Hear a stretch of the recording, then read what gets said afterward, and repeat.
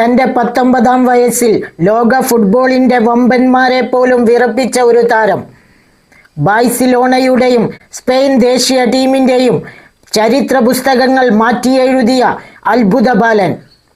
അതെ, Lamine Yamal എന്ന ആ ഫുട്ബോൾ താരത്തെക്കുറിച്ചാണ് ഞാൻ ഇന്ന് പറയാൻ പോകുന്നത്. ലാമിൻ യമാലിന് ഇന്ന് കാണുന്ന പ്രശസ്തിക്കും ഫുട്ബോൾ സ്നേഹികളുടെ കൈയടിക്കും പിന്നിൽ ഒരുപാട് കണ്ണീരിൻ്റെയും പോരാട്ടത്തിൻ്റെയും സഹനത്തിൻ്റെയും കഥയുണ്ട്. ആ ഫുട്ബോൾ താരത്തിൻ്റെ യഥാർത്ഥ പേര് ലാമിൻ യമാൽ നസ്രോ യബാന എന്നാണ്. ഈ ഒരു പേര് ആ താരത്തിന് ലഭിച്ചതിന് പിന്നിൽ ഒരു കഥയുണ്ട്. ലാമിൻ യമാൽ എന്ന ഫുട്ബോൾ താരം ജനിക്കുന്നതിന് മുമ്പ് ആ താരത്തിൻ്റെ മാതാപിതാക്കൾ കടുത്ത സാമ്പത്തിക പ്രതിസന്ധി നേരിട്ടവരായിരുന്നു. വാടക പോലും കൊടുക്കാൻ കാശില്ലാതെ ഇരിക്കുമ്പോൾ അക്കാലത്ത് അവരെ സഹായിച്ചത് ലാമിൻ യമാൽ എന്ന 2 സുഹൃത്തുക്കളായിരുന്നു. അവരോടുള്ള നന്ദിയും ആദരവും കൊണ്ടാണ് അവർക്ക് ഒരു മകൻ പിറന്നപ്പോൾ ലാമിൻ യമാൽ എന്ന പേര് വെച്ചത്. ലാമിൻ യമാൽ കുഞ്ഞായിരുന്നപ്പോൾ തന്നെ മാതാപിതാക്കൾ നഷ്ടപ്പെട്ടിരുന്നു. തുടർന്ന് അവന് വേണ്ട എല്ലാ കാര്യങ്ങളും നൽകിയത് അവൻ്റെ വാപ്പയുടെ ഉമ്മയായിരുന്നു. കുടുംബം കടുത്ത സാമ്പത്തിക പ്രതിസന്ധിയിലായിരുന്നിട്ട് പോലും അവൻ്റെ ഉപ്പയുടെ ഉമ്മ വേണ്ടിയിരുന്നത് എല്ലാം ചെയ്തു കൊടുക്കാൻ ശ്രദ്ധിച്ചിരുന്നു. അവന് വേണ്ട പരിശീലന കാലത്ത് പോലും അവൻ്റെ വാപ്പയുടെ ഉമ്മയായിരുന്നു കൂടെ അവന് വേണ്ടി സഞ്ചരിച്ചിരുന്നത്. അവന് വേണ്ട മതകാര്യങ്ങളും മറ്റും പറഞ്ഞു കൊടുക്കുന്നത് ബാപ്പുമ്മയായിരുന്നു. നമുക്ക് വല്ല നേട്ടവും ഉണ്ടാകുമ്പോൾ പടച്ച റബ്ബിന് നന്ദി പറയണമെന്ന് അവൻ്റെ ബാപ്പുമ്മ അവനെ പഠിപ്പിച്ചു. അത് ലാമിൻ യമാൽ ചെയ്യാറുമുണ്ട്. ഗോളടിക്കുമ്പോഴും മത്സരം ജയിക്കുമ്പോഴുമൊക്കെ പടച്ച റബ്ബിൻ്റെ മുന്നിൽ സുജൂദിൽ വീഴുന്നത് നമ്മൾ കാണാറുണ്ട്. ഇതിനെക്കുറിച്ചുള്ള ഒരു വീഡിയോ നമുക്ക് കണ്ടു നോക്കിയാലോ? അപ്പോൾ നമുക്ക് വീഡിയോയിലേക്ക് പോകാം. ലോക ഫുട്ബോളിന്റെ വമ്പന്മാരെ പോലും വിറപ്പിച്ച ഒരു പയ്യൻ, ബാഴ്സലോണയുടെയും സ്പെയിൻ ദേശീയ ടീമിന്റെയും ചരിത്ര പുസ്തകങ്ങൾ തിരുത്തി എഴുതിയ ഒരു അത്ഭുത ബാലൻ. അതെ, ലാമിൻ യമാൽ.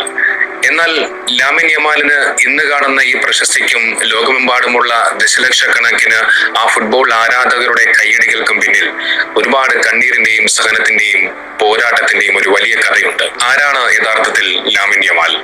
ലാമിൻ യമാലിന്റെ ജീവിതകഥ വിശദമായി അറിയാം. ചില ആളുകൾ വിചാരിച്ചു വെച്ചിരിക്കുന്നത് ലാമിൻ എന്നത് ആദ്യ പേരും യമാൽ എന്നത് കുടുംബ പേരെന്നൊക്കെയാണ്. എന്നാൽ അതല്ല സത്യം. ലാമിൻ യമാൽ എന്നത് അദ്ദേഹത്തിന്റെ ആദ്യ പേര് മാത്രമാണ്. അവന്റെ പൂർണ്ണ നാമം എന്ന് പറയുന്നത് ലാമിൻ യമാൽ നസ്രോ യബാന എന്നാണ്. ഈ ഒരു പേര് അവന് ലഭിച്ചതിന് പിന്നിൽ നന്മ നിറഞ്ഞ ഒരു കഥയുണ്ട്. അവൻ ജനിക്കുന്നതിന് മുമ്പ് അവന്റെ മാതാപിതാക്കളായ മുനീർ നസ്രോയും ഷീല യബാനയും കടുത്ത സാമ്പത്തിക പ്രതിസന്ധിയിലൂടെയായിരുന്നു കടന്നുപോയിരുന്നത്. വാടക കൊടുക്കാൻ പോലും പണമില്ലാതെ വളരെയധികം പ്രയാസപ്പെട്ട ഒരു കഠിനമായ സാഹചര്യത്തിലൂടെയായിരുന്നു അവർ കടന്നുപോയത്. ആ കഠിനമായ ദിനങ്ങളിൽ അവർക്ക് തണലായത് ലാമിൻ യമാൽ എന്നു പേരുള്ള 2 നല്ല മനുഷ്യരായിരുന്നു. സുഹൃത്തുക്കളായിരുന്ന അവർ യാതൊരു ലാഭവും പ്രതീക്ഷിക്കാതെ ആ കുടുംബത്തിന് അഭയവും ഭക്ഷണവും എല്ലാം നൽകി സഹായിച്ചു. പിന്നീട് തങ്ങൾക്കൊരു മകൻ പിറന്നപ്പോൾ പ്രതിസന്ധി ഘട്ടത്തിൽ കൈപിടിച്ച ആ 2 മനുഷ്യരോടുള്ള നന്ദിയും ആദരവും സൂചിപ്പിക്കാനാണ് മാതാപിതാക്കൾ തങ്ങളുടെ മകന് ലാമിൻ യമാൽ എന്ന് പേരിട്ടത്. 2007 ജൂലൈ 13-നാണ് ലാമിൻ യമാൽ സ്പെയിനിലെ കറ്റലോണിയയിലുള്ള എസ്പ്ലോക്സ് ഡി ലുബ്രഗാറ്റിൽ ജനിക്കുന്നത്. എന്നാൽ അവന്റെ വേരുകൾ കിടക്കുന്നത് ആഫ്രിക്കൻ വൻകരയിലാണ്. അവന്റെ പിതാവ് മുനീർ നസ്രോയി ഉത്തരാഫ്രിക്കൻ രാജ്യമായ മൊറോക്കോയിൽ നിന്ന് സ്പെയിനിലേക്ക് പിന്നീട് കുടിയേറിയ വ്യക്തിയാണ്. മാതാവ് ഷീല യബാന ഇക്വറ്റോറിയൻ ഗിനിയയിൽ നിന്നുള്ള വ്യക്തിയുമാണ്. ഒരു മുസ്ലിം കുടുംബത്തിൽ ജനിച്ചു വളർന്ന ലാമിൻ യമാൽ തന്റെ വിശ്വാസത്തെയും താൻ ജനിച്ചു വളർന്ന ആ രാജ്യത്തെയും എപ്പോഴും അഭിമാനത്തോടു കൂടിയാണ് ലോകത്തിന് മുന്നിൽ കാണിച്ചിട്ടുള്ളത്. നമുക്കറിയാം, ലാമിൻ യമാലിന്റെ ബൂട്ടുകൾ പരിശോധിക്കുന്ന സമയത്ത് ആ ബൂട്ടുകളിൽ സ്പെയിനിന്റെ ഫ്ലാഗിനൊപ്പം മൊറോക്കോയുടെയും ഇക്വറ്റോറിയൻ ഗിനിയുടെയും പതാകകൾ കൂടി കൊത്തിവെച്ചിരിക്കുന്നത് കാണാൻ സാധിക്കും. കുഞ്ഞായിരിക്കുമ്പോൾ തന്നെ മാതാപിതാക്കൾ വേർപിരിഞ്ഞെങ്കിലും 2 പേരും മകന്റെ വളർച്ചയിൽ വലിയ പങ്ക് വഹിച്ചിരുന്നു.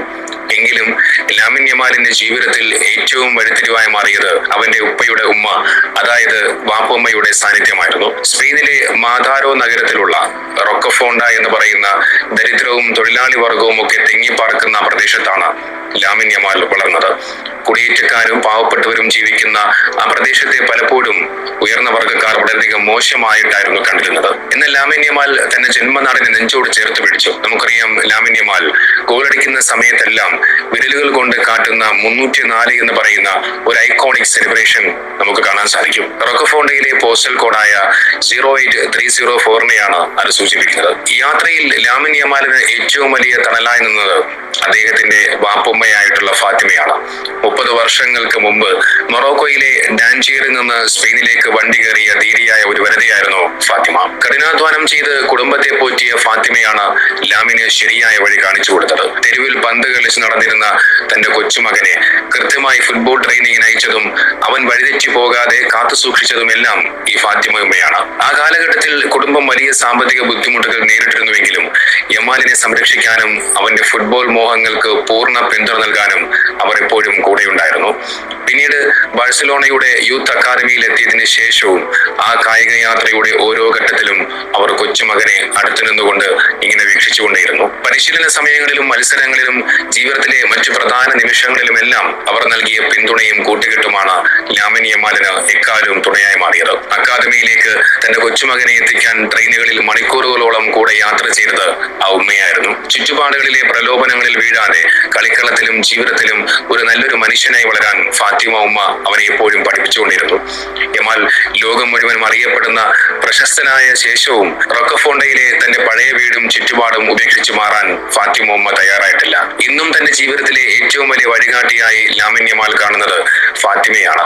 7-ാം വയസ്സിലാണ് ബാഴ്സലോണയുടെ വിഖ്യാതമായ ലാ മാസിയ എന്ന് പറയുന്ന അക്കാദമി ലാമിൻ യമാലിന്റെ അപാരമായ കഴിവ് തിരിച്ചറിയുന്നത്. ഇടങ്കാല കൊണ്ട് അവൻ പന്തിൽ തീർക്കുന്ന മാജിക് കണ്ട കോച്ചുമാർ അത്ഭുതപ്പെട്ടു. ഇവിടെ മറ്റൊരു രസകരമായ ഒരു കാര്യം കൂടി പറഞ്ഞു വെക്കാം. 2007 ലാമിൻ യമാൽ ജനിച്ച സമയത്ത് ഒരു ചാരിറ്റി കലണ്ടറിനായി ലിയോണൽ മെസ്സി ഒരു കുഞ്ഞിനെ കുളിപ്പിക്കുന്ന ഫോട്ടോഷൂട്ട് നടന്നിരുന്നു. അന്ന് മെസ്സിയുടെ കയ്യിലിരുന്ന ആ കുഞ്ഞ് വേറാരുമല്ല, ലാമിൻ യമാലായിരുന്നു.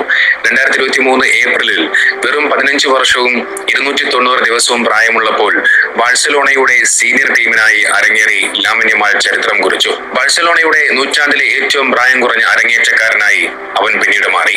2024 യൂറോ കപ്പാണ് ലാമിൻ യമാലിനെ ലോകത്തിന്റെ നെറുകയിലേക്ക് എത്തിച്ചത്. 17 തികയുന്നതിന് തലേന്ന് ഫ്രാൻസിനെതിരായ സെമിഫൈനലിൽ ബോക്സിന് പുറത്തുനിന്ന് അവൻ തൊടുത്ത ആ ഒരു ലോങ് റേഞ്ചർ ഗോൾ യൂറോ കപ്പിന്റെ ചരിത്രത്തിലെ തന്നെ ഏറ്റവും മനോഹരമായ ഗോളുകളിൽ ഒന്നായി മാറി. യൂറോ കപ്പിൽ കളിക്കുന്ന ഏറ്റവും പ്രായം കുറഞ്ഞ താരം, ഗോളടിക്കുന്ന ഏറ്റവും പ്രായം കുറഞ്ഞ താരം, അസിസ്റ്റുകൾ നൽകുന്ന താരം തുടങ്ങിയ റെക്കോർഡുകളെല്ലാം ലാമിൻ യമാൽ തച്ചുടച്ചു.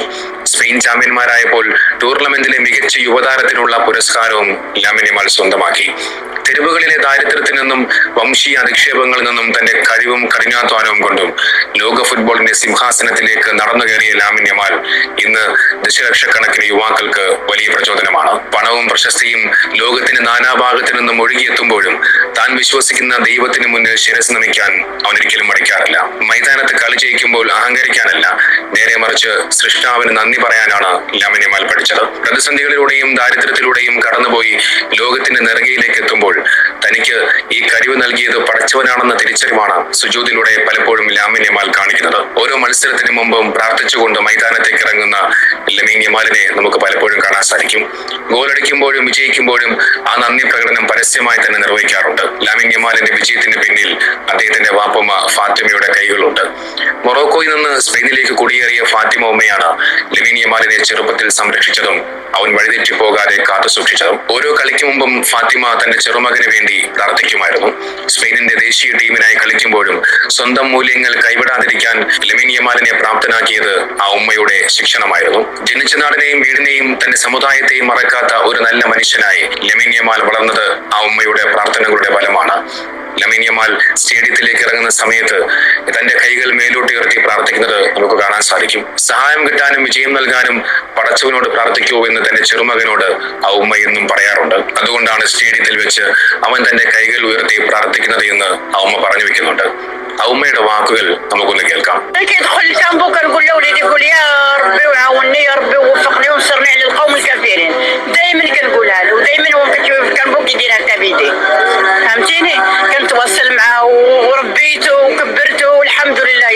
എന്റെ പേരക്കുട്ടി ഗോളടിച്ചാൽ ഞാൻ ഉറക്കെ അലറി വിളിക്കും, സന്തോഷിക്കും. എന്റെ പേരക്കുട്ടി കാരണമാണ് എല്ലാവരും എന്നെ തിരിച്ചറിയുന്നത്. അതിലെനിക്ക് വളരെയധികം സന്തോഷമുണ്ട് എന്ന് പറഞ്ഞ് തന്റെ പേരക്കുട്ടിയോടുള്ള നന്ദിയും സ്നേഹവും അവർ വ്യക്തമാക്കുന്നുണ്ട്. ആ വീഡിയോ കൂടി ഒന്ന് കാണാം.